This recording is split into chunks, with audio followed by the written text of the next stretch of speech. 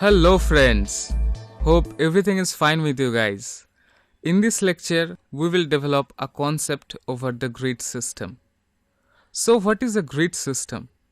Grid system is a structure that allows content to be stacked both horizontally and vertically in a consistent and easily manageable fashion.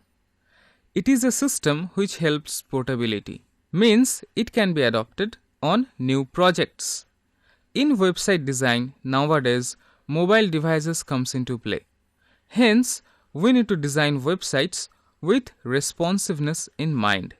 I mean responsive design, so that it can be adopted in mobile devices also. A grid system consists of specific columns and rows.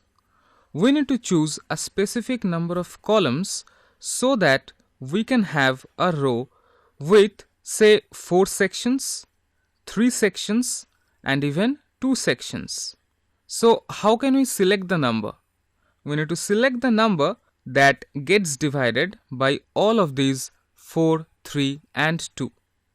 Can you guess the number? Yes, it's 12. Hence, we need to choose a 12 column grid system. Now, there are many grid systems which have 12 columns. You can use any of those grid system. My recommendation is to use Bootstrap grid system. You can ask why. Well, the answer is Bootstrap grid system has 12 columns and unlimited rows. Well, you can say that yeah, it's common for other grid systems also. Yes, it's true, but it is specifically designed for responsive design. Later, when you will convert this PSD to HTML and CSS, Bootstrap will become very handy.